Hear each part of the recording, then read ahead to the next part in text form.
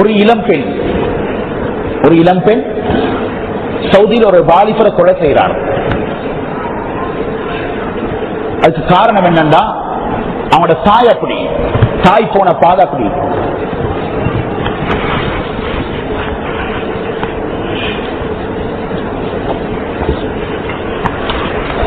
ஒரு பிள்ளை சுஜூதுல மௌத்தாயினா, ஒரு பிள்ளை ஆட்டத்தோட மௌத்தாயினா, இன்னொரு பிள்ளை. இது ஒரு வித்தியாசம். எங்க வாழ்க்கையில படிக்க வேண்டிய பாடங்கள் சகோதரர்களே.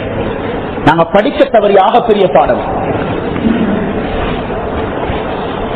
அப்ப வாலிபரை கொலை செய்யறதுக்கு காரணம் அவனோட வாப்பா பாவமான சூழலே வாழ்ந்தவர். அரபிவால் தந்தைதான், அரபு பாசைதான். ஆனால் இஸ்லாம் என்றால் என்ன என்று தெரியாது. பிள்ளையை பெற்றெடுப்பது புத்திசாலித்தனம் அல்ல. பிள்ளைக்கு தேவையான பேங்க் பேலன்ஸ் வைக்கிறது கெட்டித்தனம் அல்ல. பிள்ளைக்கு தேவையான ரூம் செக்ஷன் உங்களோட வாழ்க்கையில வெக்கம், உங்களோட எட்டச்சும் டைல்ஸும் பாத்ரூமும் அல்ல. அருமையான சகோதரர்களே, பிள்ளையாக வளர்க்கப்பட வேண்டும். இது வாழ்க்கையில் படிப்படியாக எங்களுக்கு இருக்கட்டும். பாப்பா பாவத்துல மதுவோட அதிகாலையில வீட்டுக்கு வருவார். தாய் ஹேண்ட் போன்களை தூக்கி கொண்டு அறைய மூடினா சுபகானம் காட்டி யாரோட பேசுறதோ அல்லாஹு ஆலம். வெளியில போனா எங்க போறதோ அல்லாஹு ஆலம். மகனுக்கு நல்ல சந்தர்ப்பம், வீடு சுதந்திரமாக இடமாக மாறியது. நண்பர்களோடு பழகத் தொடங்கினான். ஒரு பெண்மணி நண்பர்களோடு பழகத் தொடங்கினான். ஒரு நாள் மது பங்கேற்றுப்பட்டுக் கொண்டிருந்தது. மதுவை குடித்தார்கள், பேசத் தொடங்கினார்கள். வித்தியாசமான வார்த்தைகள் வந்தது. அவள் அந்த தினம் அன்று மதுவை அருந்தவில்லை. அந்த இளம் பெண், அவளுக்கு முன்னால் ஒரு வாலிபன் எழுந்திருந்து ஒரு வார்த்தையை சொன்னான்.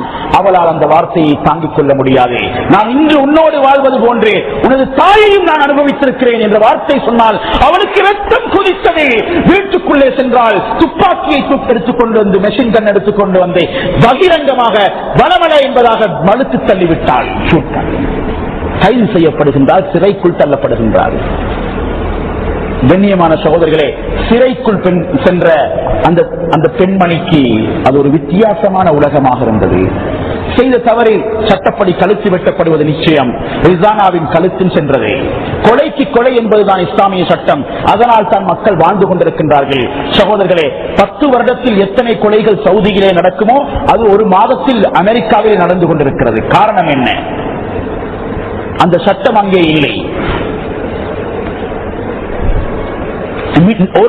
ஒரு நாளைக்கு சுமார் 4 பெண்கள் கொலை செய்யப்படுகின்றார்கள். ஒரு வருடத்திற்கு 1320 பெண்கள் அமெரிக்காவிலே கொலை செய்யப்படுகின்றார்கள். அது வேற தலைப்பு.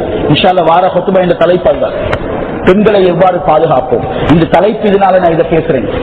கண்ணியமான சகோதரர்களே, அருமையானவர்களே, நடந்தது என்னன்னு சொன்னா, சிறைக்குள் தள்ளப்பட்டா அவ சொல்லுகின்றாங்க, சிறையில முஸ்லிம்கள் சில தர்பியத்துகளை கொடுப்பாங்க.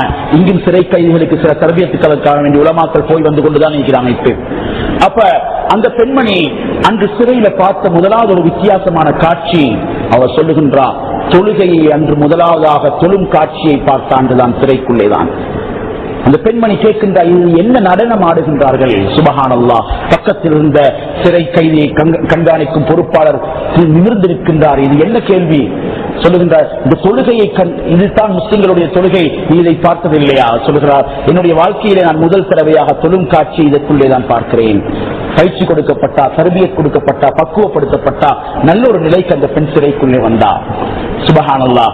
அந்த அவர் கண்காணிப்பவர் சொல்லுகின்றார், ஒரு நாள் பார்த்து கொண்டிருக்கும் பொழுது இரவு நேரத்திலே ஒரு ஓரத்திலே ஒரு வெளிச்சம் தெரிந்து கொண்டிருக்கிறது. போய் பார்த்தால் எந்த பெண்மணி தொழுகை எங்கே என்று தெரியாதிருந்ததோ, தொழுகை என்றால் என்ன என்று தெரியாமல் இருந்ததோ, அந்த பெண்மணி தொழுது கொண்டிருக்கிறாள். சுப்ஹானல்லாஹ். தஹஜ்ஜுத் நடுநிசில் தொழுகையை சொல்லிக் கொண்டிருக்கிறார். வாழ்க்கையில் ஒரு வித்தியாசமான மாற்றம் வந்தது. அல்லாஹ் தஆலா அந்த பெண்ணை கபூல் செய்து கொள்ளட்டும். கண்ணியமானவர்களே, ஆனால் அவருக்கு தூக்கும் தண்டனை நியமிக்கப்படும், மரண தண்டனை நியமிக்கப்படும். நாளை அவசரமாக அந்த பெண்மணி கேட்டாள். காரணம் கேட்கப்பட்டுள்ளது, நான் நிம்மதியில் வாழ்வதை விட எனது பாவத்திற்கு தௌபாவையும் முடித்துக் கொண்டே அல்லாஹ்விடம் சென்று நான் மாலை மறுமையை அடைந்து கொள்ள விரும்புகிறேன், எனக்கு சந்தர்ப்பத்தை அவசரப்படுத்துங்கள். நியமிக்கப்பட்டது தினம். அந்த பெண்மணி தன்னுடைய கழுத்தை எடுக்கும் நபரிடம் சொன்னார், கழுத்து வெட்டுவதற்கு பொறுப்பானவர். அவர் 11 வருடங்கள் அதே தொழிலை செய்கின்றார். அவர் சொல்லுகின்றார், 30க்கும் அதிகமான கழுத்துக்களை நான் வெட்டி இருக்கிறேன் ஒரே வெட்டிலே.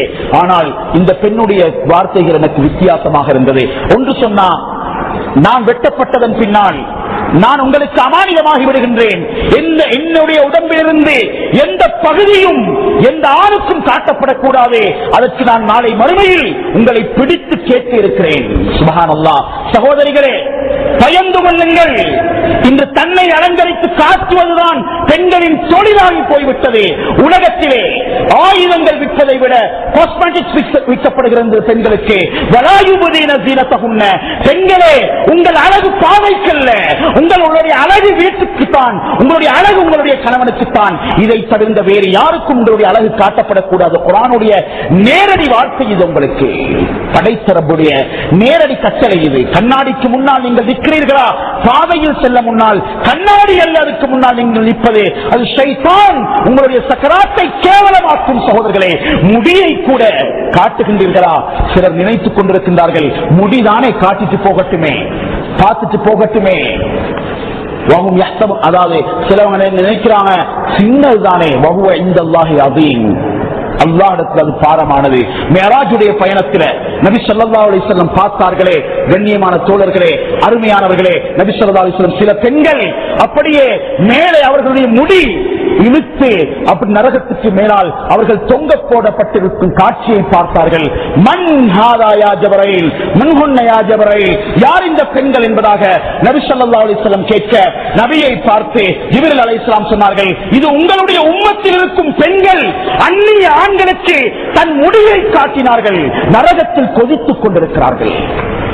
மறந்துவிட வேண்டாம் உங்களுடைய அமானிதத்தை. நாம் வாழ பிறந்தவர்கள் அல்ல, அந்நியர்கள் அல்ல எனது வாழ்க்கைக்கு முன்மாதிரி. இதைத்தான் அந்த பெண்மணி சொன்னான். தௌபா செஞ்சதுக்கு பின்னால் வாழ்க்கையை பாருங்க.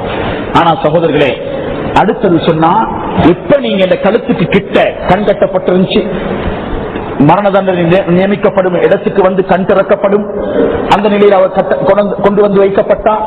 கடைசியாக சொன்னா, என் கழுத்துக்கிட்ட நீங்க கத்திய கொண்டு வந்தா, இந்த வெட்டு வாழ கொண்டு வந்தா எனக்கு நீங்க சொல்லணும், எனக்கு ஒரு சின்ன ஒரு சந்தர்ப்பம் தரணும், நான் சில வார்த்தைகளை சொல்ல விரும்புகிறேன். கண்ணியமானவர்களே, இப்படியும் பேசுவாவா என்ற ஆச்சரியம்தான். ஆனால் அப்படித்தான் பேசினான். வாள் கொண்டு வந்து கழுத்துக்கு பின்னால் வைக்கப்பட்டிருக்கிறது. இன்னும் சில வினாடிகளே அந்த பெண்ணின் கழுத்து கத்திக்கு இரையாக போகிறது. அருமையான சகோதரிகளே, மரண தண்டனை என்பது லேசான ஒரு விடயம் அல்ல. அது அனுபவிக்கக்கூடிய ஒரு கட்டம் அல்ல. இப்பொழுது எனது உயிர் வட்டப்பட போகிறது என்ற நிலை வருமையானால் அந்த பெண்ணின் நிலை எப்படி இருக்கும்? அந்த உள்ளம் எப்படி உருகி இருக்கும்?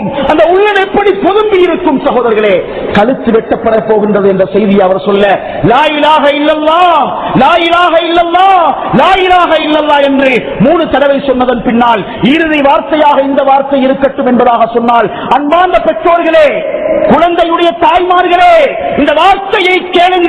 அந்த பெண்மணி சொன்னா என்ன தெரியுமா? கண்ணியமானவர்களே, அன்பார்ந்தவர்களே, இறுதியாக சொன்னா, யா அல்லாஹ், யா அல்லாஹ், என்னுடைய தாய் தந்தை இருவரையும் நீ நாசமாக்குவாயாக. என்னுடைய தாய் தந்தையை போன்று நீ எந்த பிள்ளைக்கும் பெற்றோரை கொடுக்காதே, அவர்களை நீ நரகவாதியாக ஆக்குவாயாக. சொன்ன வார்த்தை தவறோ பிள்ளையோ, இரண்டாவது சொன்னது இந்த வார்த்தை தான். கழுத்து வெட்டப்பட்டது. அந்த பெண்ணுடைய வாழும் வயதிலே கழுத்து கொடுக்கப்படுவதற்கு தாயின் தவறான செயல்களும், தாய் செய்த தவறுக்கு அவன் அடுத்தவனின் துப்பாக்கி கீரையாகின்றான். அதன் காரணமாக அந்த தாயின் தவற்றினால் அந்த பெண்ணுடைய கழுத்து எடுப்பட போகிறது. கதறினால் இந்த வார்த்தையை சொல்லி, நான் இதை திரும்ப திரும்ப கேட்டேன், துவா செஞ்சுதானே இப்படி சொல்லுவாவா? ஆனால் இப்படித்தான் சொல்லி இருந்தார். அருமையான பெற்றோர்களே, கடைசியை சந்தித்திருக்கும் நாமும் எமது பிள்ளைகளும் நல்லவர்களாக வர வேண்டும், கடைசி சந்தோஷமாக ஆக வேண்டும். பாருங்கள் நடக்கும் நிகழ்வுகளை. சுபஹானல்லாஹ், சஹாபாக்களில் எத்தனையோ பேர் மரணித்திருக்கிறார்கள். எவ்வளவு அழகான கடைசி நேரங்களை சந்தித்திருக்கின்றார்கள். சுபஹானல்லாஹ், சில சஹாபாக்களுடைய சக்கராத்தை பார்த்து, அவர்களுடைய வஃபாத்தை பார்த்து நபி ஸல்லல்லாஹு அலைஹி வஸல்லம் சொன்னார்கள், இஹ்தஸ்ஸ அர்ஷுர் ரஹ்மான், ரஹ்மானுடைய அரிசே நடுங்கிவிட்டது என்பதாக. சாது ரலியல்லாஹு தன்னுடைய மரணத்தை பார்த்து இப்படியும் வாழ்ந்து மரணித்திருக்கிறார்கள். நாம் எப்படி வாழ்ந்து கொண்டிருக்கிறோம்? எப்படி வாழ்ந்து கொண்டிருக்கிறோம்?